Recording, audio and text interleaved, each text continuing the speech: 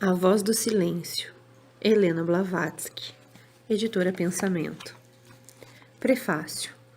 As páginas seguintes procedem do Livro dos Preceitos de Ouro, uma das obras que no Oriente se põe nas mãos dos estudantes místicos. O conhecimento desses preceitos é obrigatório naquela escola. Nota de rodapé, a escola do budismo esotérico. Retornando ao texto. Cujos ensinamentos são aceitos por muitos teosofistas. Assim, como sei de cor muitos deles, sua tradução me foi uma tarefa relativamente fácil. É bem sabido que na Índia, os métodos de desenvolvimento psíquico diferem segundo os gurus, instrutores ou mestres, não só porque pertencem a diferentes escolas de filosofia, de que existem 6, nota de rodapé, no hinduísmo. Retornando ao texto. Senão porque cada guru tem seu próprio sistema, que geralmente ele mantém muito secreto. Mas além dos Himalaias, o método não difere nas escolas esotéricas, a não ser que o guru seja um simples lama, apenas um pouco mais instruído do que aquele que ele ensina. A obra do qual traduzo, isto faz parte da mesma série de que se extraíram as estâncias do livro de Dzyan, em que se baseia a doutrina secreta. Ao livro dos Preceitos de Ouro se arroga a mesma origem da obra mística chamada Paramahansa, que, segundo nos diz a lenda de Nagarjuna, foi transmitida ao grande Arhat pelos Nagas ou serpentes.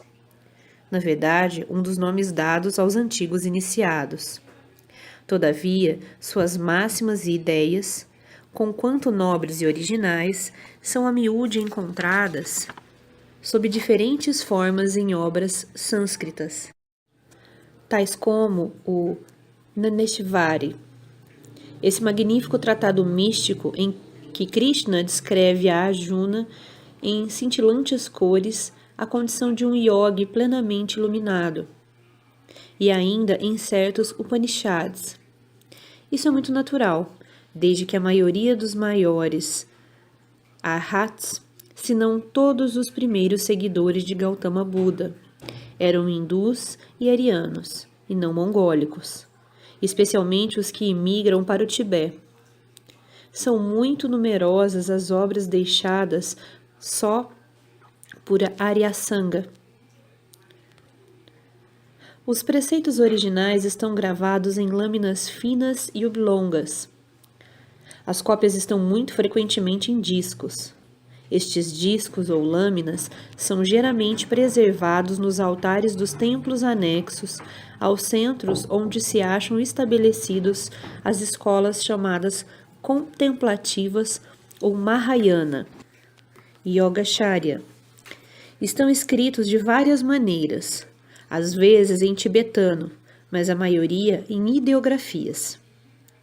A língua sacerdotal, Senzar, além de ter alfabeto próprio, pode ser traduzida em criptogramas, que têm mais de ideografias do que sílabas. Outro método, Lug, em tibetano, é o emprego de números e cores, cada qual correspondendo a uma letra do alfabeto tibetano, 30 letras simples e 74 compostas, formando assim um alfabeto criptográfico completo. Quando se usam ideografias, há um método definido de ler o texto, pois em tal caso os símbolos e sinais usados na astrologia, isto é, os 12 animais do zodíaco e as 7 cores primárias, cada qual um trio de matizes, isto é, o claro, o primário e o escuro. Correspondem às 33 letras do alfabeto simples, para formar palavras e sentenças. Porque neste método, 5 elementos e as 7 cores propiciam o alfabeto inteiro, composto de 60 letras sagradas e 12 sinais. Um sinal colocado no princípio do texto determina se o leitor deverá soletrá-lo à maneira hindu. Em cada palavra é simplesmente uma adaptação sânscrita, ou à maneira chinesa de ler os ideógrafos. Todavia, a maneira mais fácil é a que permite o leitor não empregar nenhuma língua especial, ou empregar qualquer língua que lhe apraza, pois os sinais e símbolos eram, como são os números ou algarismos árabes, propriedade comum e internacional entre os místicos iniciados e seus adeptos. A mesma peculiaridade é característica de uma das formas da escrita chinesa, a qual pode ser lida com igual facilidade por qualquer um que conheça os caracteres. Por exemplo, um japonês pode lê-la tão prontamente em sua própria língua como um chinês na sua. O livro dos preceitos de ouro, dos quais alguns são pré-budistas, enquanto outros pertencem a uma data posterior, contém cerca de 90 pequenos tratados diferentes. Destes, aprendi de cor 39 há anos. Para traduzir o resto, eu teria de recorrer a notas disseminadas por entre um número demasiado grande de papéis e apontamentos, colecionados durante os últimos 20 anos e nunca postos em ordem, para de algum modo facilitar a tarefa. E por outro lado, tampouco se poderia traduzir tudo isso, para dá-lo a um mundo demasiado egoísta e apegado aos objetos sensórios, para estar de alguma maneira preparado para receber devidamente uma ética tão exaltada. Pois, a não ser que um homem persevere seriamente no empenho de conhecer-se a si mesmo, jamais prestará prazerosamente ouvidos a conselhos de tal natureza. E, contudo, essa ética enche volumes e mais volumes na literatura oriental, sobretudo nos Upanishads. Abre aspas. Mata todo desejo de vida. Fecha aspas. Diz Krishna a Arjuna. Esse desejo se cinge ao corpo, o veículo do eu, não ao eu, que é, abre aspas, eterno e indestrutível, que não mata nem é morto. Fecha aspas, Kata Upanishad. Abre aspas, mata a sensação, fecha aspas, e ensina Sutta Nipata. Abre aspas, olha por igual o prazer e a dor, o ganho e a perda, a vitória e a derrota. Fecha aspas, ainda, abre aspas, busca refúgio só no eterno. Fecha aspas. Destrói o sentimento de separatividade. Repete Krishna por todas as formas. Abre aspas. A mente, manas, que segue os errantes sentidos torna a alma, Buddhi, tão desvalida quanto o barco que o vento desnorteia sobre as águas. Fecha aspas. Bhagavad Gita 2:67. Portanto, julgou-se preferível fazer uma seleção judiciosa apenas dos tratados que mais conviessem aos poucos e verdadeiros místicos na sociedade teosófica, e que seguramente correspondessem às suas necessidades. Somente esses poucos apreciarão as palavras de Krishna Christus, o eu superior. Abre aspas. Os sábios não se afligem nem pelos vivos, nem pelos mortos. Jamais deixei de existir, nem tu, nem estes condutores de homens. Nenhum de nós deixará jamais de existir no futuro. Bhagavad Gita 2, 11 e 12. Nesta tradução fiz o máximo para conservar a poética beleza da língua e imaginação que caracterizam o original. Até que ponto este esforço foi bem sucedido, caberá ao leitor julgar. HPB. A Voz do Silêncio, Helena Blavatsky, editora Pensamento. As notas de rodapé e as observações desse texto podem ser acompanhadas nas imagens do vídeo. Dedicado aos eleitos. Fragmento 1. A Voz do Silêncio. Estas instruções são para os que ignoram os perigos dos ides inferiores. Quem quiser ouvir a voz de nada, o som insonoro, e compreendê-la, tem de aprender a natureza de Dharana. Tendo se tornado indiferente aos objetos de percepção, o discípulo deve procurar o raja dos sentidos, o produtor de pensamentos, aquele que desperta a ilusão. A mente é o grande assassino do real. Que o discípulo mate o assassino, porque, quando para si mesma sua própria forma lhe parecer irreal, tal qual o são, ao despertar, todas as formas vistas em sonhos.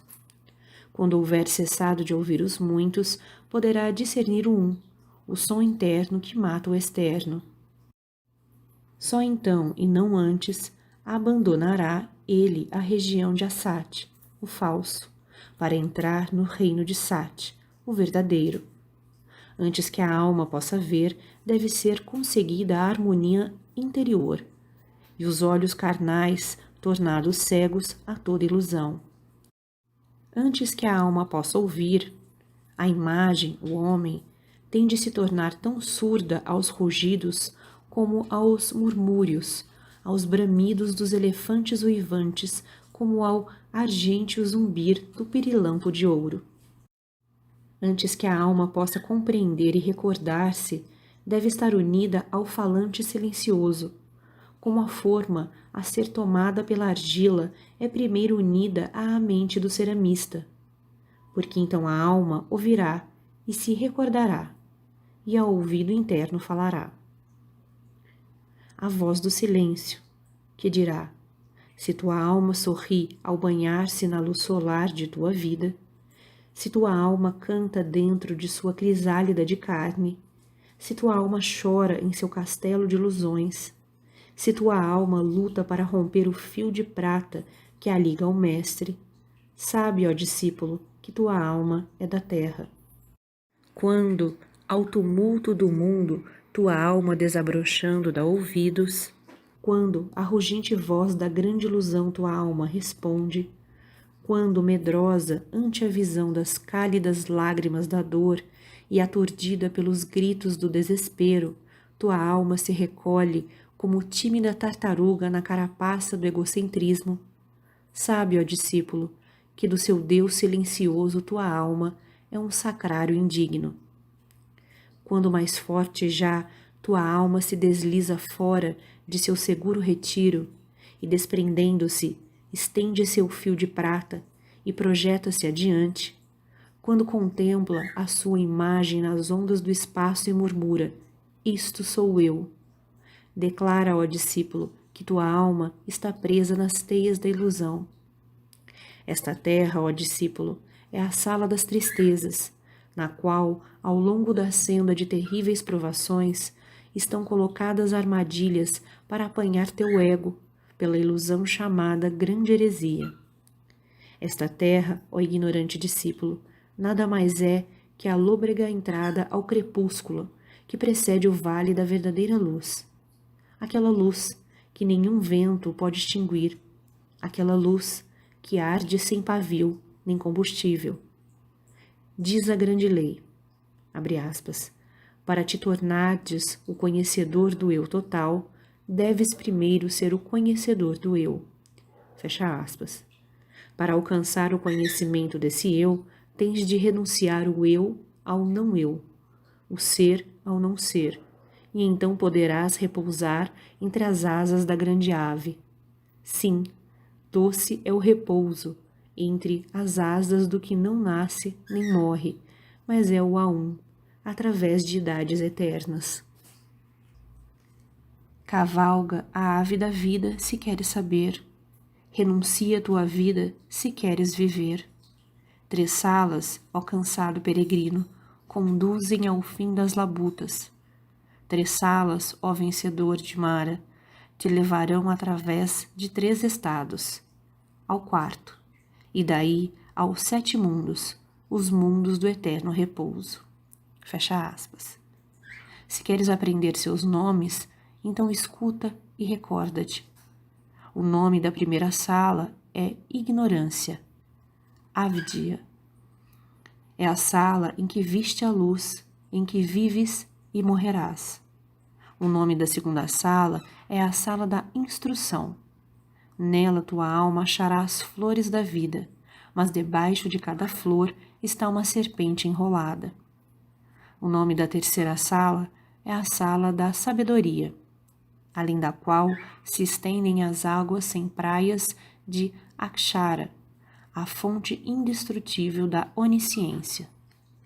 Se queres atravessar seguro a primeira sala, não tomes os fogos da luxúria que ali ardem pela luz do sol da vida. Se queres atravessar seguro a segunda sala, não te detenhas a aspirar o aroma de suas narcóticas flores. Se queres livrar-te das cadeias kármicas, não procures o teu guru nessas regiões maiávicas. Os sábios não se detêm nas regiões deleitosas dos sentidos. Os sábios não dão ouvidos às melífluas vozes da ilusão.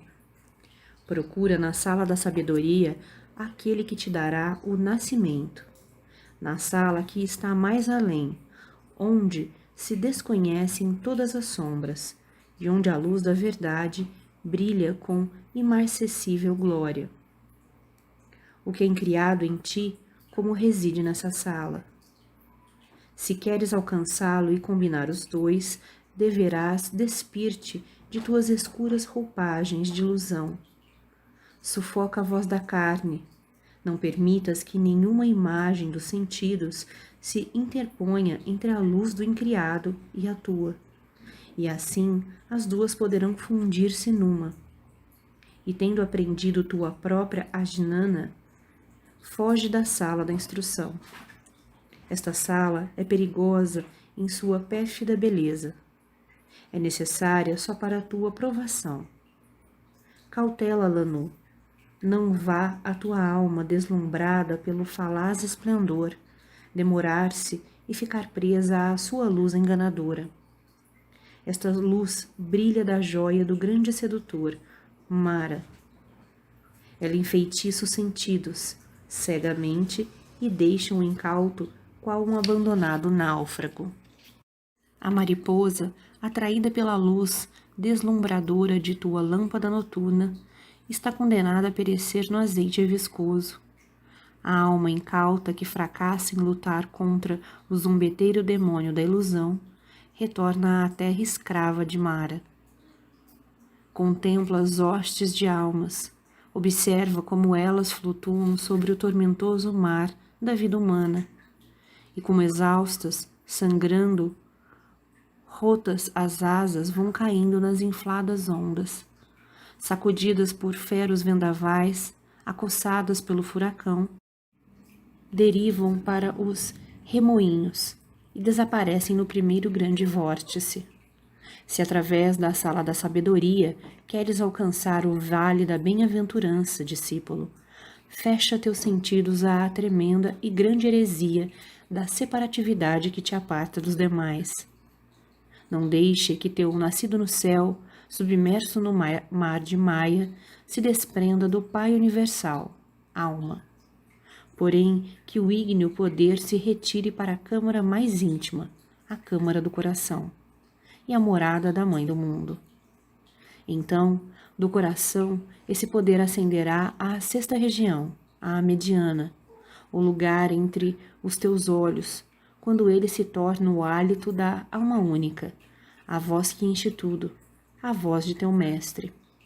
Só então podem tornar-te um caminhante do céu, que pisa os ventos rente às ondas, sem que seu passo toque as águas. Antes de pousares teu pé no último degrau da escada, na escala dos sons místicos, de 7 maneiras diferentes tens de ouvir a voz de teu Deus interno.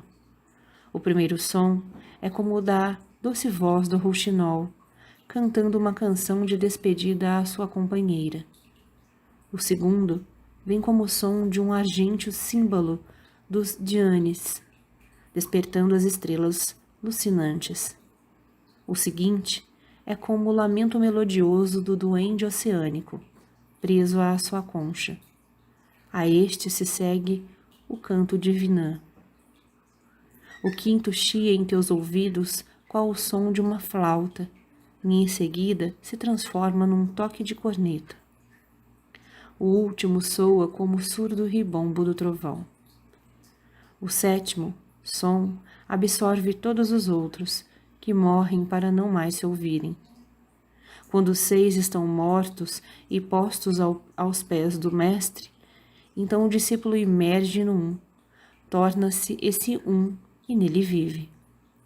Antes de penetrar na senda, tens de destruir o teu corpo lunar, purificar o teu corpo mental e limpar o teu coração. As águas puras da vida eterna, límpidas e cristalinas, não podem misturar-se com as torrentes lamacentas da tempestade e da moção. A gota de orvalho do céu, brilhante no coração do lótus ao primeiro raio matutino, ao cair na terra, converte-se num pingo de lama. Eis que a pérola é agora uma partícula de lodo. Luta com teus pensamentos impuros antes que te dominem. Trata-os como eles querem tratar-te, porque se os poupas, criarão raízes e crescerão. E repara bem, esses pensamentos te dominarão e matarão. Acautela-te, discípulo, não deixes aproximar nem mesmo a sua sombra, porque esta crescerá, aumentará em tamanho e poder. E então, essa coisa escura absorverá o teu ser antes que tenhas te apercebido bem da presença do monstro hediondo e negro.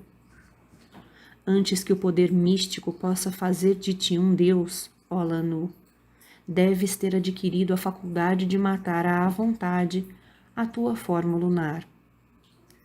O eu de matéria e o eu de espírito jamais podem reunir-se. Um deles tem de desaparecer.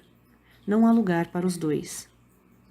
Antes que a mente de tua alma possa compreender, o casulo da personalidade deve ser esmagado e extirpado, e o verme dos sentidos destruído, sem qualquer possibilidade de ressurreição. Não podes percorrer a senda enquanto não te tornares a própria senda. Que tua alma dê ouvidos a todo o grito de dor, tal como o lótus abre o coração para solver o sol matutino. Não deixes o fero sol secar uma única lágrima de dor, antes de a haveres tu mesmo enxugado no olho de quem sofre. Porém que cada ardente lágrima humana goteje em teu coração e ali permaneça. Nem tampouco a enxugues enquanto não for retirada a dor que a causou. Estas lágrimas, ó tu de coração tão compassivo, são as correntes que regam os campos da caridade mortal. É neste solo que cresce a flor da meia-noite do Buda, mais difícil de se achar, mais rara de se ver que a flor da árvore vogai. É a semente que livra do renascer. Isola o arhat tanto dos conflitos como da concupiscência. Guia-o pelos campos do ser para a paz e a beatitude conhecidas só no país do silêncio e do não ser.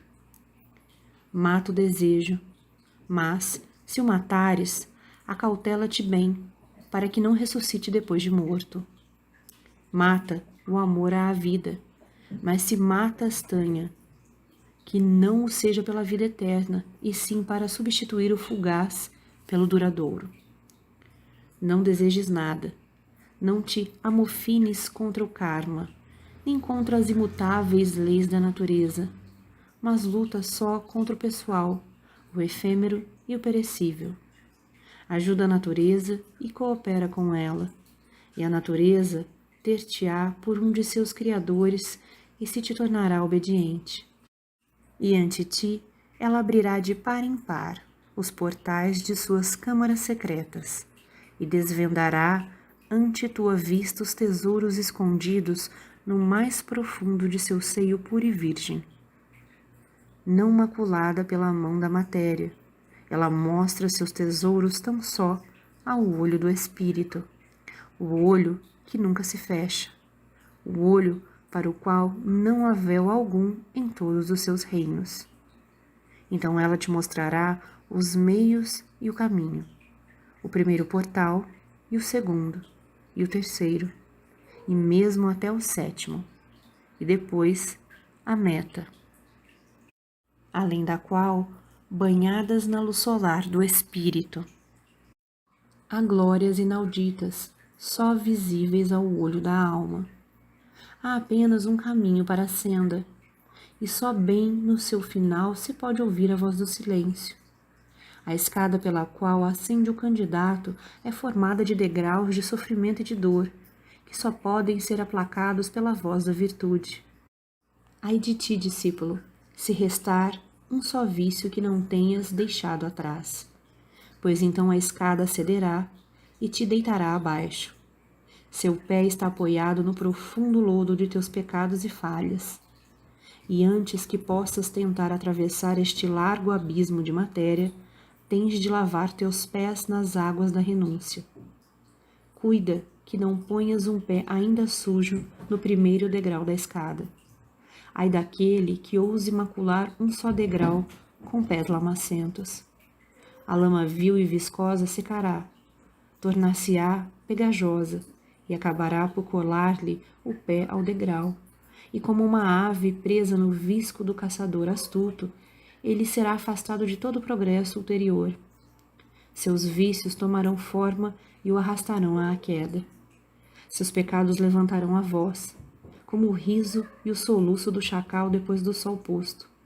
Os seus pensamentos se tornarão um exército e o levarão como escravo cativo.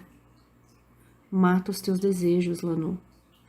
Torne impotentes os teus vícios antes de dares o primeiro passo na solene viagem. Estrangula os teus pecados e emudece-os para sempre, antes de levantares o pé para subir a escada. Silencia os teus pensamentos e fixa toda a tua atenção em teu mestre, que ainda não vês, mas já sentes. Funde num só sentido todos os teus sentidos, se queres estar seguro contra o inimigo. É só por meio desse sentido, oculto na cavidade de teu cérebro, que a íngreme senda para o teu mestre pode descortinar-se aos olhos turvos de tua alma. Longo e penoso é o caminho diante de ti, ó discípulo. Um simples pensamento sobre o passado que deixaste atrás te arrastará para baixo e terás que começar de novo a subida. Mata em ti toda a memória de experiências passadas. Não olhe para trás ou estarás perdido. Não creias que a luxúria possa ser aniquilada se satisfeita ou saciada, pois isto é uma abominação inspirada por Mara. É nutrindo o vício que ele cresce e se robustece, tal como a lagarta engorda no coração da flor. A rosa deve voltar a ser o botão nascido de sua haste materna, antes que a parasita lhe tenha roído o coração e chupado a seiva vital. A árvore dourada faz brotar seus botões de gema, antes que lhe desbaste o tronco. O discípulo deve recobrar o estado infantil que perdeu, antes que o primeiro som lhe possa cair no ouvido. A luz do único mestre, a áurea e imarcessível luz do Espírito, lança seus fúlgidos raios sobre o discípulo desde o primeiro instante. Seus raios penetram as espessas e negras nuvens da matéria. Ora aqui, ora ali. Estes raios a iluminam como os raios do sol iluminam a terra, através da espessa folhagem da floresta. Mas, ó discípulo, a não ser que a carne seja passiva, a cabeça calma, a alma firme e pura, como o diamante cintilante, o fulgor não chegará à câmara, sua luz solar não aquecerá o coração, nem os sons místicos das alturas acásticas alcançarão o ouvido, ainda que ávido no estágio inicial. A menos que ouças, não poderás ver. A menos que vejas, não poderás ouvir. Ouvir e ver, eis o segundo estágio. Quando o discípulo vê e ouve, e quando cheira e gosta, estando os olhos e a boca fechados, e os ouvidos e nariz tapados, quando os 4 sentidos estão fundidos e prontos para tornar-se o quinto, o do tacto interno, então ele passou para o 4º estágio. E no 5º, ó matador de teus pensamentos, todos estes têm de ser mortos de novo, sem mais possibilidade de reanimação. Aparta tua mente de todos os objetos externos, de todas as impressões externas. Aparta as imagens internas, para que sobre a luz de tua alma não lancem uma sombra escura. Estás agora em Dharana, o 6º estágio. Quando houveres ingressado no 7º estágio, não perceberá mais os sagrados 3, pois terás te tornado esses 3, tu próprio e a mente, como gêmeos no mesmo nível, e a estrela que fulgura no alto. Os 3 que moram na glória e a beatitude inefáveis perderam seus nomes agora no mundo de Maia. Tornaram-se tão só uma estrela, o fogo que arde, mas não queima, aquele fogo que é o Pad da chama. E isto, ó Yogi triunfante, é o que os homens denominam Dhyana, o precursor direto de Samadhi. E agora teu eu está perdido no eu, tu mesmo em ti mesmo, imerso naquele eu do qual primitivamente irradiaste. Onde está a tua individualidade, Lanu? Onde está o próprio Lanu? És a chispa perdida no fogo, a gota dentro do oceano, o raio sempre presente, tornado todo e a eterna irradiação. E agora, Lanu, tu és o autor e o espectador, o irradiador e a irradiação, a luz no som e o som na luz. Conheces, ó bem-aventurado, os 5 impedimentos. És o seu vencedor, o senhor do 6º, o enunciador das 4 verdades. A luz que nele se projeta irradia de ti. Ó tu que eras discípulos, mas agora és instrutor, e destas verdades. Não conhecestes todas as misérias, a verdade primeira? Não vencestes o rei dos maras em si, o portal da conjunção à verdade segunda? Não destruíste o pecado no 3º portal e não atingiste a 3ª verdade? Não entraste em tal, a senda, que conduz ao conhecimento, a 4ª verdade? E agora, descansa sob a árvore de Bodhi, que é a perfeição de todo conhecimento, pois sábio tu, que és o mestre do Samadhi, o estágio da visão infalível. Contempla, tu te tornaste a luz, tu te tornaste o som, tu és o teu mestre e o teu Deus. Tu próprio és o objeto de tua busca, a voz que incessantemente soa através de eternidades, isenta de mudanças, os 7 sons em um só, a voz do silêncio. Aum Tat Sat.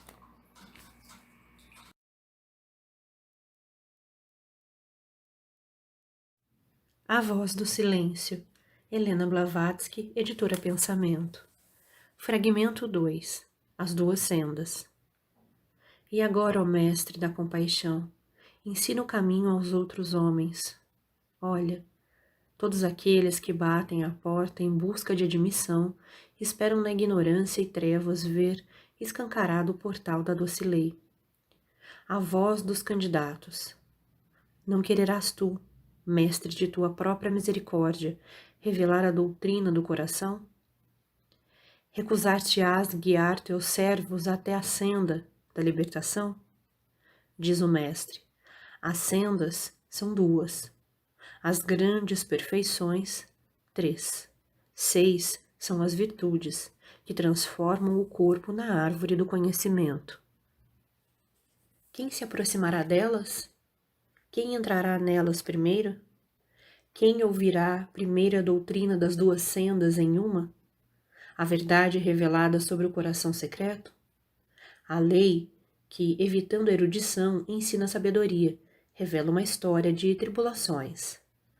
Ai, ai, que todos os homens possuam a laia, sejam unos com a grande alma, e possuindo a laia lhes aproveite tão pouco.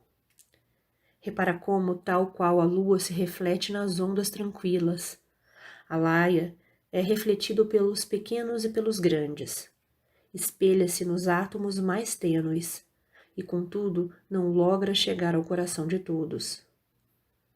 Ai que tão poucos sejam os homens que se aproveitam do dom, da inapreciável dádiva de aprender a verdade, a exata percepção das coisas existentes, o conhecimento do não existente. Diz o discípulo: ó mestre, que farei eu para alcançar a sabedoria? Ó sábio, que farei eu para conseguir a perfeição?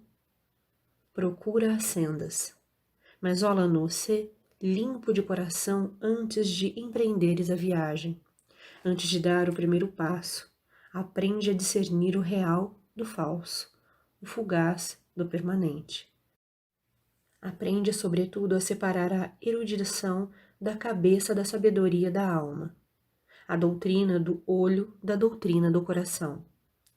Sim, a ignorância é qual redoma fechada e sem ar, e a alma um rouxinol dentro dela. A ave canora não gorjeia, nem pode mover uma pena, mas emudece e entorpece, e morre de exaustão. Mesmo a ignorância é preferível à erudição da cabeça, sem a sabedoria da alma, para iluminar e guiar. As sementes da sabedoria não podem brotar nem crescer num vácuo sem ar. Para viver e colher experiências, a mente necessita de amplitude e profundidade, e pontos que a atraiam para a alma de diamante. Não procures estes pontos no reino de Maia, mas voa alto, além das ilusões. Busca o eterno e imutável Sat, desconfiando das falsas insinuações da fantasia. Pois a mente é qual um espelho, colhe pó enquanto reflete. São necessárias as suaves brisas da sabedoria da alma para limpar o pó de nossas ilusões. Procura, ó principiante, fundir tua mente e alma. Foge da ignorância e da ilusão também. Vira o rosto às decepções do mundo. Desconfia os teus sentidos, eles são falsos. Mas dentro de teu corpo, o santuário de tuas sensações, busca no impessoal o homem eterno. E tendo-o procurado fora, olha para dentro. Tu és Buda. Evita os elogios ao devoto. Os elogios conduzem à autoilusão. Teu corpo não é o eu. Teu eu é em si sem corpo. E não o afetam elogios nem censuras. O autoconvencimento, discípulo, assemelha-se a uma elevada torre, à qual subiu um louco soberbo. Ali se senta em orgulhosa solidão e despercebido de todos, menos de si próprio. A falsa erudição é rejeitada pelos sábios e espalhada aos ventos pela boa lei, cuja roda gira para todos, humildes e soberbos.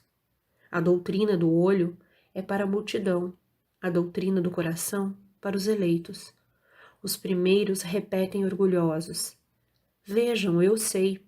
Os últimos, os que humildemente têm colhido, em voz baixa confessam: assim ouvi. Grande peneiradora é o nome da doutrina do coração, ó discípulo. A roda da boa lei gira rapidamente, moe noite e dia, separa do doirado grão as cascas inúteis e da farinha o farelo. A mão do karma guia a roda, cujas rotações marcam as palpitações do coração kármico. O verdadeiro conhecimento é a farinha, a falsa erudição é a casca. Se queres comer o pão da sabedoria, tens de amassar a tua farinha com as águas límpidas de Amrita. Mas se amassas cascas com o orvalho de Maia, não poderás criar mais que alimento para as negras pombas da morte, as aves do nascimento, decadência e tristezas. Se te dizem que para te tornares Arhan, tens de cessar de amar todos os seres, dize-lhes que mentem. Se te dizem que para obter a libertação tens que detestar tua mãe e desprezar teu filho, de renegar teu pai e chamá-lo dono de casa, de renunciar a toda compaixão pelos homens e animais, dize-lhes que é falsa sua linguagem. Assim ensinam os tísticas, os incrédulos. Se te ensinam que da ação nasce o pecado e da inação a bem-aventurança absoluta, dize-lhes que estão errados. Incontinuidade da ação humana, libertação da mente da escravidão pela cessão de pecados e faltas, não são para os egos deva. Assim, diz a doutrina do coração. O Dharma do olho é a incorporação do externo e do não existente. O Dharma do coração é a incorporação de Bodhi, o permanente e o eterno. A lâmpada brilha quando estão limpos pavio e óleo. Para limpá-los, requer-se um limpador. A chama não sente o processo da limpeza. Abre aspas. Os ramos da árvore são sacudidos pelo vento. O tronco permanece imóvel. Fecha aspas. Tanto a ação como a inação podem ter cabida em ti, teu corpo agitado, tua mente tranquila, tua alma tão límpida como um lago de montanha. Queres tornar-te um yogi do círculo do tempo? Então, ó Lanu, não creias que sentando-te em florestas escuras, em orgulhosa reclusão, longe dos homens, não creias que a vida alimentada de plantas e raízes, saciada a sede com a neve da grande cordilheira, não creias, ó devoto, que isto te conduzirá à meta da libertação final. Não julgues que a partir dos ossos, lacerar carne e músculos te unam ao teu eu silencioso.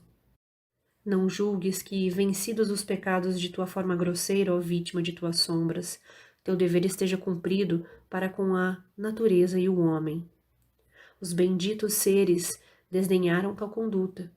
O leão da lei, o Senhor da misericórdia, percebendo a verdadeira causa do sofrimento humano, imediatamente abandonou o doce, mas egoísta descanso dos tranquilos desertos. De Aranyaka, ele se tornou o instrutor da humanidade. Depois de haver ingressado no Nirvana, Jolai pregou em montanhas e planícies e proferiu discursos nas cidades, a devas, homens e deuses. Semeia ações bondosas e colherás os seus frutos. A inação num ato de misericórdia se converte em ação num pecado mortal. Assim diz o sábio. Quererás abster-se da ação? Não é assim que tua alma obterá tua libertação. Para alcançar o Nirvana, é mister alcançar o autoconhecimento. E o autoconhecimento é filho de atos amorosos. Tem paciência, candidato, como quem não teme fracassos nem corteja êxitos. Fixa o olhar de tua alma na estrela cujo raio és, a flamejante estrela que brilha dentro das obscuras profundezas do ser permanente, dos campos ilimitados do ignoto. Tem perseverança como aquele que tem de persistir eternamente. Tuas sombras vivem e se desvanecem. Aquilo em que em ti viverá para sempre, aquilo que em ti conhece, porque é conhecimento. Não é da vida fugaz, é o homem que foi, que é e será, para quem a hora nunca soará.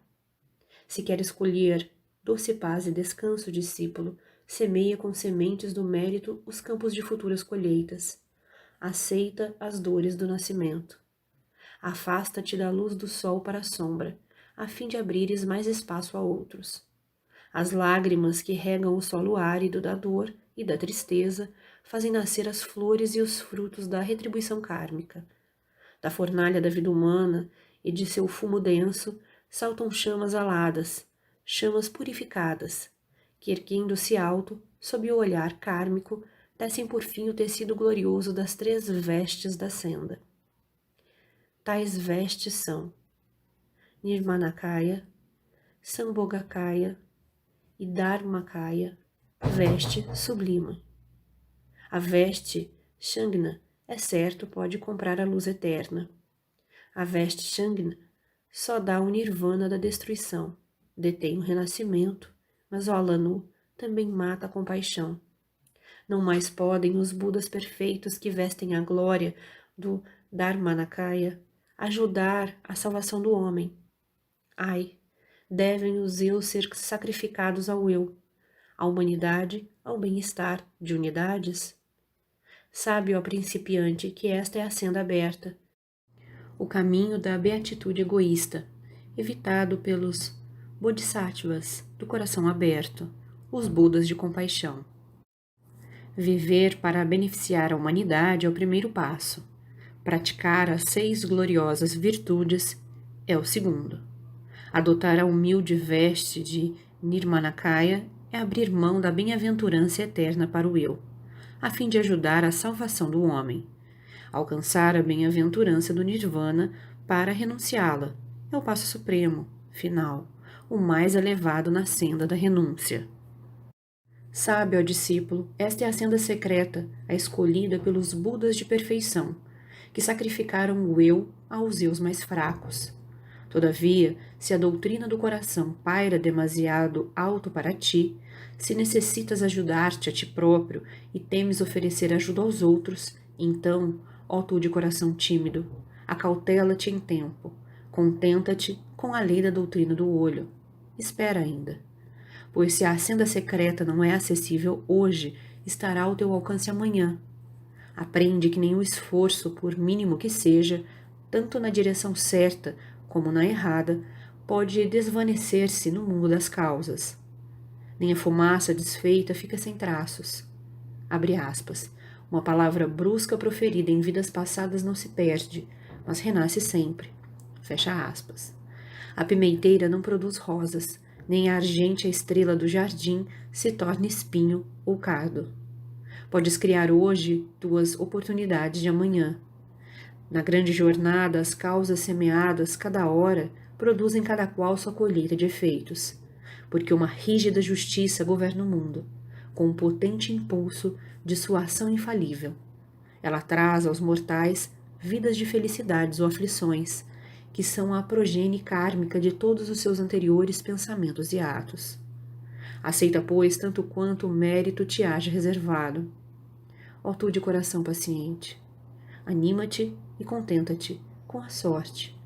Tal é o teu karma, o karma do ciclo de teus nascimentos, o destino daqueles que em sua dor e tristeza nascem simultaneamente contigo. Regozijam-se e choram de vida em vida, encadeados a tuas ações anteriores. Age tu por eles hoje, e eles agirão por ti amanhã. É do botão da renúncia do eu que nasce o doce fruto da libertação final. Condenado a perecer é aquele que, temeroso de Mara, se abstém de ajudar o homem, para não agir pelo eu. O peregrino que queira refrescar seus cansados membros em águas correntes, mas não se atreve a mergulhá-los de pavor à corrente. Arrisca-se a sucumbir de calor. Inação baseada no medo egoísta não pode dar senão maus frutos. O devoto egoísta vive sem finalidade. Vive em vão o homem que não leve a cabo a tarefa que lhe foi assinalada na vida. Segue a roda da vida. Segue a roda do dever para com a raça e a família, o amigo e o inimigo, e imuniza tua mente aos prazeres e à dor. Esgota a lei da retribuição kármica. Adquire siddhis para o teu futuro nascimento. Se não podes ser o sol, se então um humilde planeta. Sim, se estás impedido de brilhar como o sol meridiano sobre a montanha nevada da pureza eterna, escolhe então, ó neófito, um curso mais humilde. Mostra o caminho, embora apagadamente perdido entre a multidão, tal qual o faz a estrela vespertina aos que seguem sua trilha no escuro. Contempla, Migmar, como em seus véus carmesins, seu olhar se espraia sobre a terra adormecida. Contempla a aura ígnea da mão de Lagpa, estendida com amor protetor sobre a cabeça de teus ascetas.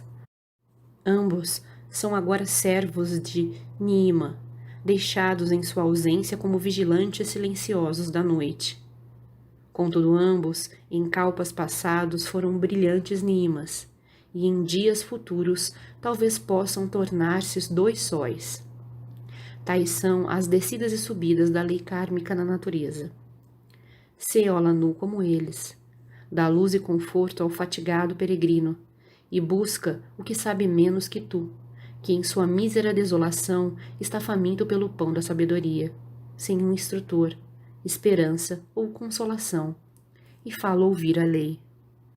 Dize-lhe, ó candidato, que aquele que faz do orgulho e do amor próprio servos da devoção, que aquele que é apegado à existência, contudo se mostra paciente e submisso à lei, como uma delicada flor aos pés de Shakyatubipá. Torna-se Srotapati neste nascimento. Os siddhis de perfeição podem parecer remotos, muito remotos, porém está dado o primeiro passo. Ele entrou na corrente, e talvez adquira a visão da águia, das montanhas, o ouvido da tímida corça. Dize-lhe, ó aspirante, que a verdadeira devoção lhe pode restituir o conhecimento, aquele conhecimento que foi seu em anteriores nascimentos. A visão e a audição dévicas não se podem obter numa curta existência. Sê humildes, se queres adquirir a sabedoria. Sê mais humilde ainda quando houveres-te assenhoreado da sabedoria. Sê como o oceano que recebe todos os rios e riachos. A imensa calma do oceano permanece inalterada, ele não o sente. Refreia teu eu inferior com o teu eu divino. Refreia o divino com o eterno. Sim, grande é aquele que é o matador do desejo. Maior ainda é aquele em que o eu divino matou o próprio conhecimento do desejo. Vigia o inferior para que não macule o superior. Dentro do teu eu está o caminho para a libertação final. Esse caminho começa e termina fora do eu. Não louvado pelos homens e humilde, é a mãe de todos os rios, a orgulhosa visão de Tirtika. Aos olhos dos nécios, vazia é a forma humana, embora cheia das doces águas de Amrita. Ademais, a origem dos rios sagrados é a terra sagrada. E aquele que possui a sabedoria é respeitado por todos os homens. Arhãs e sábios de visão ilimitada. São raros como a floração da árvore Udúmbara. Os arhãs nascem à meia-noite, tal como a planta sagrada de 9 e 7 hastes. A flor sagrada que desabrocha e viceja na escuridão do puro orvalho e no leito gelado dos nevados cumes. Cumes não pisados por nenhum pé pecaminoso. Ninguém Olanu se torna arhã na existência em que a alma começa pela primeira vez a ansiar pela libertação. Mas, ó tu ansioso, a nenhum guerreiro voluntário da fera luta entre o vivo e o morto, e a nenhum recruta poderá jamais ser-lhes negado o direito de entrar na senda que conduz ao campo de batalha, porque ou vencerá ou cairá. Sim, se vence, o nirvana será seu. Antes de abandonar a sua sombra, a sua envoltura mortal, essa causa prenhe de angústias e de dor inevitáveis, os homens honrarão nele um Buda grande e santo. E se cai, ainda assim não cairá em vão. Os inimigos que matou na última batalha não voltarão à vida no próximo nascimento que lhe tocará. Mas se queres alcançar o nirvana ou arrojar fora o prêmio, que o fruto da ação e inação não seja o teu motivo, ó tu de intérprete coração. Sabe que o Bodhisattva, que troca a libertação pela renúncia para revestir-se das misérias da vida secreta, é chamado 3 vezes honrado, ó candidato à dor através dos ciclos. A senda é uma, discípulo, mas dupla no final, e seus estágios estão marcados por 4 e 7 portais. Num extremo, bem-aventurança imediata, e no outro, bem-aventurança diferida. Ambas são a recompensa do mérito, a escolha é tua. A senda única se torna 2, a aberta e a secreta.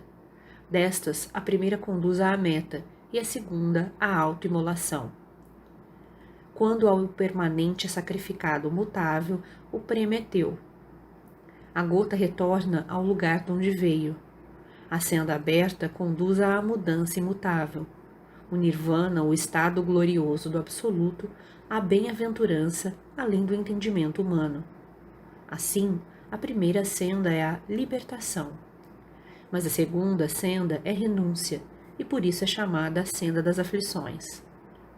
A senda secreta conduz o Arhan a indivisíveis aflições mentais, aflição pelos mortos-vivos e impotente compaixão pelos homens das tristezas kármicas. Os frutos do karma, os sábios não ousam deter. Pois está escrito, abre aspas, ensina a evitar todas as causas, aos ondulantes efeitos, como às grandes vagas da maré, deixará seguirem o seu curso. Fecha aspas. O caminho aberto, tão logo hajas atingido sua meta, te levará a rejeitar o corpo bodhisátvico e fazer-te entrar no triplamente glorioso estado de Dharmakaya, que é o perpétuo esquecimento do mundo e dos homens. O caminho secreto também conduz à bem-aventurança para a nirvânica, porém ao fim de inumeráveis kalpas. Nirvanas, ganhos e perdidos por piedade e compaixão sem limites pelo mundo dos ilusos mortais. Mas está dito, os últimos serão os maiores. Samyak, Sambuda, o mestre da perfeição, renunciou seu eu pela salvação do mundo, detendo-se no limiar do Nirvana, o estado imaculado. Conheces agora os dois caminhos. Soará tua hora de escolher, ó tu de alma ardente, quando houveres chegado ao fim e transposto os 7 portais. Esclarecida está a tua mente, não mais estás enredado em pensamentos ilusórios, pois aprendeste tudo. Desvelada está ante ti a verdade, e fita-te gravemente, diz ela, abre aspas, doces são os frutos do repouso e da libertação por amor ao eu. Porém mais doces ainda são os frutos do longo e penoso dever. Sim, a renúncia por amor aos outros, aos semelhantes que sofrem. Fecha aspas. Aquele que se torna Pratyeka Buda só reverencia o seu eu. O Bodhisattva, que ganhou a batalha, que tem o prêmio na palma de sua mão, e contudo diz em sua divina compaixão, abre aspas, por amor aos outros, adio esta recompensa, fecha aspas, realiza maior renúncia. Esse é um salvador do mundo. Repara, a meta da bem-aventurança e a longa senda das aflições estão no extremo fim. Uma ou outra podes escolher, ó aspirante às tristezas, através dos ciclos vindouros. Vajraprani 1.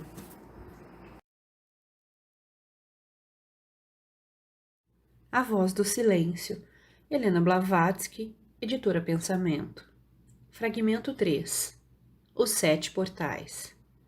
Upâdia, a escolha está feita. Estou sedento de sabedoria. Agora rasgaste o véu diante da senda secreta e ensinaste o Yana maior. Teu servo aqui está para seguir tua orientação. Está bem, Sravaka. Prepara-te, pois terás de viajar sozinho. O instrutor pode apenas indicar o caminho. A senda é uma para todos. Os meios para chegar à meta variam com os peregrinos. Qual caminho escolherás, ó tu de coração intrépido? O Santan, da doutrina do olho, a quádrupla dhyana, ou palmilharás o teu caminho através das parâmitas? 6 em número. Os nobres portais da virtude que conduzem a Bodhi e a Prajna, o 7º degrau da sabedoria? A áspera senda da quádrupla dhyana serpeia montanha acima. 3 vezes grande é aquele que lhe escala o píncaro altíssimo. Os cumes de Paramita têm de ser escalados por um atalho ainda mais íngreme. Tens de abrir tua passagem através de 7 portais, 7 fortalezas guardadas por cruéis e astutas potências, as paixões encarnadas. Coragem, discípulo, tem em mente a regra de ouro. Uma vez tenhas atravessado a porta Srotapati, aquele que entrou na corrente. Uma vez tenha posto o pé no leito da corrente nirvânica, nesta vida ou em qualquer outra futura, não tens mais que 7 outros nascimentos diante de ti. Ó tu de vontade adamantina, observa, que vês diante de teus olhos, ó aspirante à sabedoria divina. O manto da escuridão cobre o abismo da matéria, entre suas dobras me debato. Sob minhas vistas a escuridão se adensa, Senhor. Ela se dissipa ao aceno de tua mão. Uma sombra se move, arrastando-se como as dobras da serpente coleante. Ela cresce, enfuna-se e desaparece na escuridão. É a sombra de ti mesmo fora da senda, projetada na escuridão de teus pecados. Sim, Senhor, vejo a senda, seu princípio fincado no lodo, seu cimo perdido na gloriosa luz nirvânica. E agora vejo os cada vez mais estreitos portais no árduo e escarpado caminho para Djannana. Vês bem, Lanu, estes portais levam o aspirante a atravessar as águas até a outra margem. Cada portal tem uma chave de ouro que o abre. E estas chaves são: 1. Dana, a chave da caridade e amor imortal. 2. Shila, a chave da harmonia nas palavras e atos, a chave que equilibra a causa e o efeito, não deixando mais lugar para a ação kármica. 3. Kshanti, a doce paciência, que nada pode alterar. 4. Viraga, indiferença ao prazer e à dor, ilusão vencida, só a verdade percebida. 5. Virya, a intrépida energia que da lama das mentiras terrestres abre seu caminho para a verdade suprema. 6. Dhyana, cuja porta de ouro, uma vez aberta, leva o Naljor para o reino de Sat, eterno, e de sua incessante contemplação. 7. Prajna, a chave que faz do homem um Deus, criando-o um Bodhisattva, filho dos Dhyanis. Tais são as chaves de ouro dos portais. Antes que possas aproximar-te do último, ó tecedor de tua libertação, tens de dominar essas paramitas de perfeição, as virtudes transcendentes 6 e 10 em número, ao longo da cansativa senda. Pois, ó discípulo, antes que fosses preparado para encontrar teu instrutor face a face, à luz de teu mestre para iluminar, o que foi que te disseram? Antes que possas te aproximar do primeiro portal, tens de aprender a separar teu corpo de tua mente, a dissipar a sombra e a viver no eterno. Para isso, tens de viver e respirar em tudo, como tudo o que percebes respira em ti, de sentir-te morando em todas as coisas e todas as coisas no eu. Não deixarás teus sentidos tornarem-se um pátio recreativo de tua mente. Não separarás teu ser do ser e do resto, mas imergirás o oceano na gota e a gota dentro do oceano. Assim estarás em plena harmonia com tudo quanto vive. Amarás os homens como se fossem teus irmãos condiscípulos, discípulos de um único instrutor, filhos de uma única e doce mãe. Instrutores há muitos, a alma mestra é uma, Alaya, a alma universal. Vive nesse mestre como seu raio em ti. Vive em teu próximo como este vive nela. Antes de assomares no limiar da senda, antes de transpores o principal portal, tens de emergir os dois no único e sacrificar o pessoal ao eu impessoal. E assim destruir a senda entre os dois, o Antakarana. Tens de estar preparado para responder a Dharma, a austera lei, cuja voz te perguntará em teu primeiro passo, o inicial. Cumpriste todos os preceitos, ó tu de altas esperanças? Afinaste teu coração e tua mente com o grande coração e mente da humanidade? Pois como na rugente voz do rio sagrado ressoam todos os sons da natureza, assim deve o coração daquele que quer entrar na corrente, vibrar em resposta a cada suspiro e pensamento de tudo quanto vive e respira. Os discípulos podem ser comparados às cordas do vina eco da alma, a humanidade à sua caixa sonora, a mão que o toca ao harmonioso alento da grande alma do mundo, a corda que falha em responder ao toque do mestre em doce harmonia com todos os demais, rompe-se e é lançada fora. Assim são as mentes coletivas dos Lanu Sravakas. Têm de estar afinadas com a mente de Upadhyaya, unas com a superalma, ou partir-se. Assim fazem os irmãos da sombra, os assassinos de suas próprias almas. O terrível clã Dad Dugpa. Sintonizastes o teu ser com a grande dor da humanidade, ó candidato da luz. Fizeste-o? Podes entrar. Antes, porém, de pôres o pé na fatigante senda das tristezas, convém aprenderes primeiro as armadilhas que há em teu caminho. Armado com a chave da caridade, do amor e da terna misericórdia, estás seguro diante da porta de Dana, a porta que se ergue à entrada da senda. Vê, ó ditoso peregrino, o portal à tua frente é alto e largo, e parece de fácil acesso. A estrada que o atravessa é reta, plana e relvada. É qual uma clareira solar no seio da floresta escura, um oásis na terra, refletido do paraíso de Amitabha. Ali gorjeiam rouxinóis de esperança e pássaros de radiosa plumagem, pousados na verde ramagem. Cantam triunfos aos peregrinos intimoratos. Das 5 virtudes dos Bodhisattvas, decantam a quíntupla fonte do poder de Bodhi e dos 7 pássaros do conhecimento. Passa adiante, pois trouxeste a chave, está a salvo.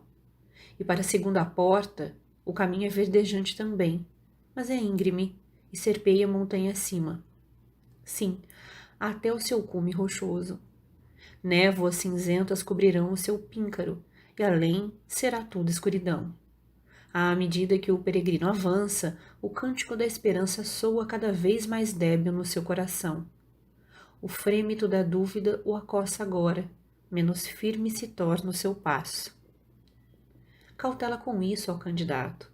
Cautela com o medo que, como as asas negras e silenciosas do morcego da meia-noite, se alastra entre o clarão lunar de tua alma e a tua grande meta que surge à distância, bem longínqua. O medo, ó discípulo, mata a vontade e paralisa toda ação. Se é falho na virtude Shila, o peregrino tropeça, e pedras kármicas lhe ferem os pés ao longo da senda pedregosa. Firma o pé, ó candidato. Banha tua alma na essência de Shanti, porque agora te aproximas do portal que tem esse nome, o portal da fortaleza e paciência. Não feche os olhos, nem percas de vista Dorje. As setas de Mara ferem sempre o homem que não alcançou viraga. Não te amedrontes. O hálito do medo enferruja a chave de Shanti. A chave enferrujada recusa-se a abrir. Quanto mais avançares, mais armadilhas teus pés encontrarão. A senda do progresso é iluminada por uma única chama, a chama da audácia, ardente no coração. Quanto mais se ousar, mais se obterá. Quanto mais se temer, mais essa luz empalidecerá, e só ela pode guiar. Porque como ao último raio do sol que brilha no píncaro de uma alta montanha, segue a noite escura, quando o astro se apaga. Assim é a luz do coração. Se ela se extinguir, de teu coração cairá na senda uma negra e ameaçadora sombra, e teus pávidos pés se estancarão no solo. Acautela-te, discípulo, contra essa sombra letal. Nenhuma luz que brilhe do espírito pode dissipar a escuridão da alma inferior, a não ser que dela tenha fugido todo o pensamento egoísta, e o peregrino diga: renunciei a esta carcaça passageira, destruí a causa, as sombras, meros efeitos, não mais podem subsistir. Porque teve lugar agora a última batalha, a guerra decisiva entre o eu superior e o eu inferior. Vê, o próprio campo de batalha está agora engolfado na grande guerra e não mais existe. Mas, uma vez passada a porta de Shanti, está dado o terceiro passo. Teu corpo é teu escravo. Prepara-te agora para o quarto passo, o portal das tentações que enlaçam o homem interior. Antes que possas aproximar-te dessa meta, antes que tua mão se erga para levantar a aldrava da quarta porta, deve ter dominado todas as modificações mentais em teu eu e matado o exército de sensações-pensamentos que, sutis e insidiosas, se insinuam sorrateiras no luzente santuário da alma. Se não queres ser morto por elas, tens de tornar inofensivas as tuas próprias criações, filhas de teus pensamentos, invisíveis, impalpáveis, que enxameiam em torno da humanidade, a progenie e herdeiros do homem e seus despojos terrenos. Tens de estudar o vazio do aparentemente cheio, o cheio do aparentemente vazio. Conheces os poderes do eu, ó perceptor das sombras externas? Se não os conheces, estás perdido. Pois nascendo a quarta, a mais leve brisa da paixão ou desejo sacudirá a luz fixa nas brancas e puras muralhas da alma. A menor ondulação de ânsia ou mágoa pelos ilusórios dons de Maya, ao longo de Antakarana, a senda que se estende entre teu espírito e teu eu, a estrada real das sensações, os rudes assoladores de Ahankara, um pensamento tão fugaz como o relâmpago te fará perder os teus 3 prêmios, os prêmios que ganhaste. Pois sabe que o Eterno desconhece mudanças. As 8 funestas misérias abandona para sempre. Senão, por certo, à sabedoria não podes chegar, nem mesmo à libertação, diz o grande Senhor. O Tathagata da perfeição, aquele que segue as pegadas de seus predecessores. Austera e exigente é a virtude de Viraga. Se queres triunfar em sua senda, tens de ter tua mente e tuas percepções mais do que nunca livres de ação mortal. Tens de saturar de puro alaya, tornar-te uno com o pensamento alma da natureza. Unificado com ele, és invencível. Separado, tornas-te o pátio recreativo de Samvriti, origem de todas as ilusões do mundo. Tudo é transitório no homem, salvo a pura e brilhante essência de Alaya. O homem é seu raio cristalino, dentro um feixe de luz imaculada, e na superfície inferior uma forma material de argila. Este feixe de luz é o guia de tua vida e o teu verdadeiro eu, o vigilante e o pensador silencioso, a vítima de teu eu inferior. Tua alma não pode ser ferida senão através de teu corpo transviado. Domina e dirige ambos, e estarás seguro ao passar para a próxima porta de equilíbrio.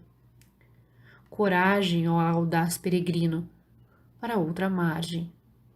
Não dês ouvidos aos sussurros das hostes de Mara, afugenta os tentadores, esses malignos espíritos da natureza, os invejosos Lamarim do espaço infinito. Mantém-te firme, aproximas-te agora do portal central, a porta das aflições, com as suas 10.000 armadilhas. Governa os teus pensamentos, ó esforçado pela perfeição, se queres transpor seguro o teu umbral. Governa tua alma, ó buscador das verdades imortais, se queres atingir a meta. Fixa o olhar de tua alma na única luz pura, a luz liberta de apegos, e utiliza tua chave de ouro. Estás feita a cansativa tarefa. Teu labor está quase concluído. O largo abismo escancarado para engolir-te está quase transposto. Já atravessaste a vala que circunda a porta das paixões humanas. Já venceste Mara e sua hoste furiosa. Expurgaste de impoluição o teu coração e o sangraste de desejos impuros. Mas, ó glorioso combatente, tua tarefa não está ainda finda. Constrói alto, Lanu, o muro que cercará a ilha sagrada, o dique que protegerá tua mente do orgulho e satisfação ao pensares na grande façanha realizada. Um sentimento de orgulho macularia a obra. Sim, constrói o forte, senão o ímpeto furioso das vagas impugnas que, arremetidas do oceano de Maia, do grande mundo, se empinam e fustigam as praias, engolirão o peregrino e a ilha. Sim, no próprio momento da conquista da vitória. Tua ilha é a corça, teus pensamentos os galgos que a fustigam e atormentam em sua carreira para a corrente da vida. Ai da corça que é apanhada pelos demônios ladradores antes de alcançar o vale do refúgio. Janana Marga, chamada a senda do conhecimento puro. Antes de poderes estabelecer-te em Jana Marga e chamá-la tua alma tem de se tornar como o fruto da mangueira, mole e doce como a sua polpa dourada para as angústias dos outros, e dura como o seu caroço para as tuas próprias dores e angústias, ó vencedor do bem e do mal. Torna rija a tua alma contra as ciladas do eu. Fala merecer o nome de alma de diamante, porque tal como o diamante enterrado fundo no coração palpitante da terra nunca pôde refletir as luzes terrenas, assim são tua mente e tua alma, imersa em Jnana Marga. Nada devem refletir o reino ilusório de Maya. Quando houveres chegado a este estado, os portais que tens de conquistar na senda se abrirão de par em par para deixar-te passar, e nenhuma resistência terão para deter teu curso, os poderes mais fortes da natureza. Serás senhor da sétima senda. Mas não antes disso, ó candidato a provas indizíveis. Antes disso, aguarda-te uma tarefa bem mais difícil. Tens de te sentir todo o pensamento, e contudo exilar de tua alma todos os pensamentos.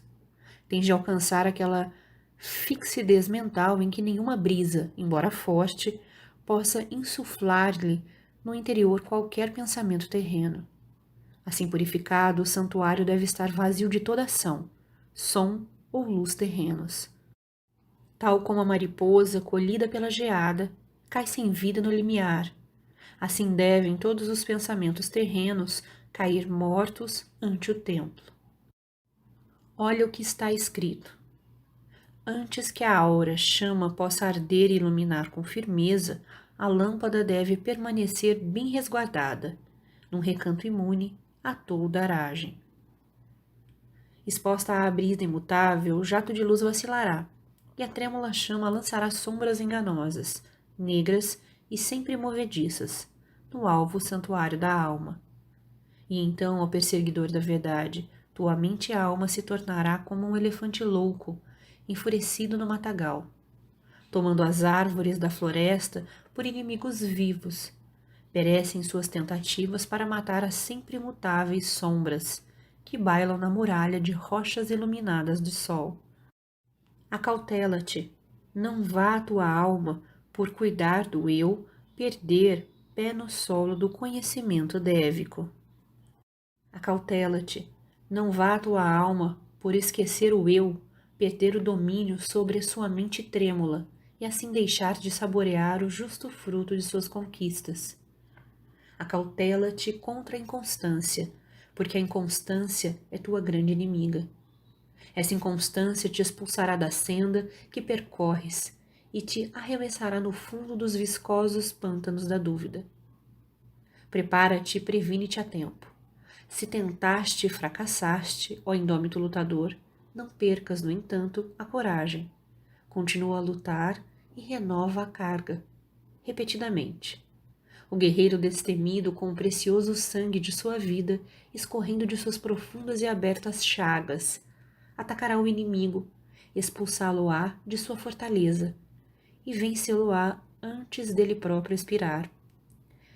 Agi, pois, todos vós que fracassais e sofreis, agi como ele, e da fortaleza de vossa alma expulsai todos os vossos inimigos, a ambição, a cólera, o ódio e até a sombra do desejo, mesmo quando houverdes fracassado. Lembra-te tu que lutas pela libertação do homem. Cada fracasso é um êxito, e cada tentativa sincera ganha oportunamente o seu prêmio. Os santos germes brotam e crescem invisíveis na alma do discípulo. Seus talos se robustecem a cada nova prova. Dobram como juncos, mas não se quebram, nem podem jamais perder-se. Mas quando soar a hora, florescerão. Se, porém, vieste preparado, então nada temas. Daqui em diante o teu caminho segue limpo e reto pela porta de Víria, o quinto dos 7 portais. Estás agora no caminho que conduz ao refúgio de Diana, o 6º portal de Bode. A porta de Diana é qual um vaso alabastrino, branco e transparente. Dentro dele arde um áureo e firme fogo, a chama de Prajna, que irradia de Atma. Tu és esse vaso. Tu te retraíste dos objetos dos sentidos, percorreste a senda da visão, a senda da audição e mantens-te na luz do conhecimento. Atingiste agora o estado de Titiksha.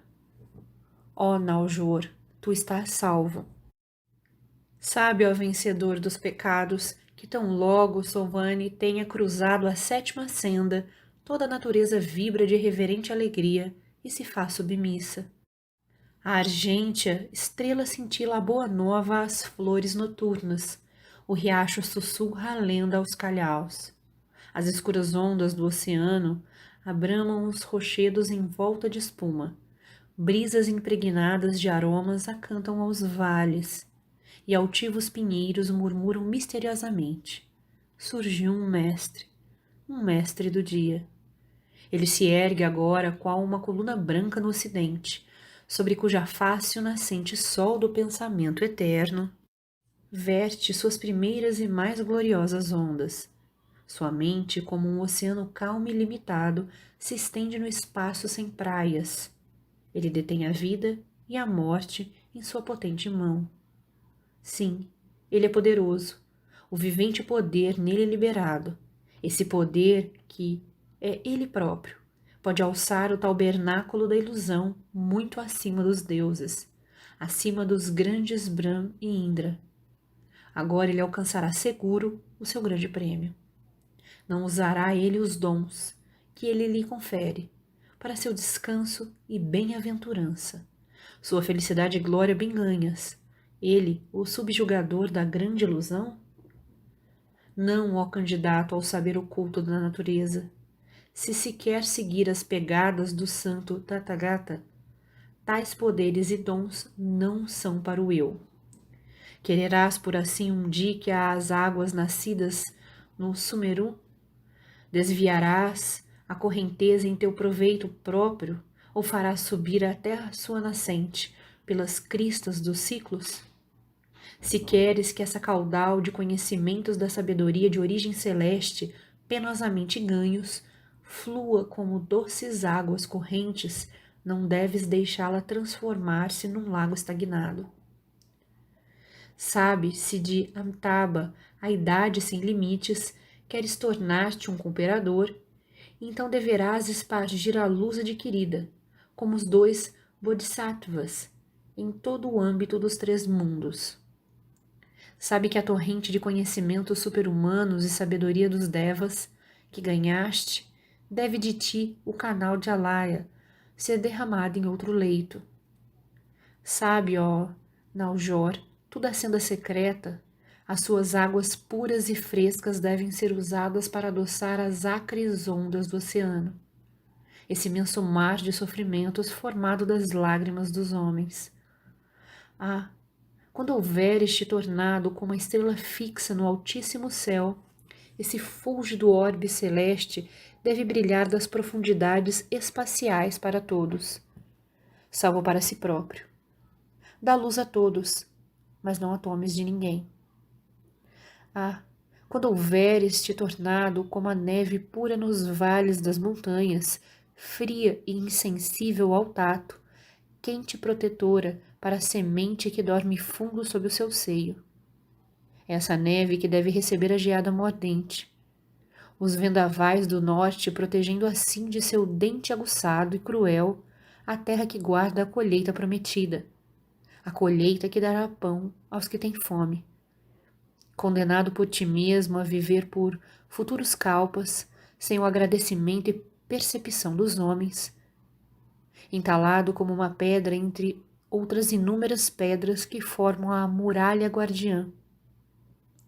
Tal é o teu futuro se passares a sétima porta, construída pelas mãos de muitos mestres da compaixão, erguida por suas torturas, cimentada com seu sangue. Ela escuda a humanidade desde que o homem é homem, protegendo-a de ulteriores e muito maiores misérias e aflições.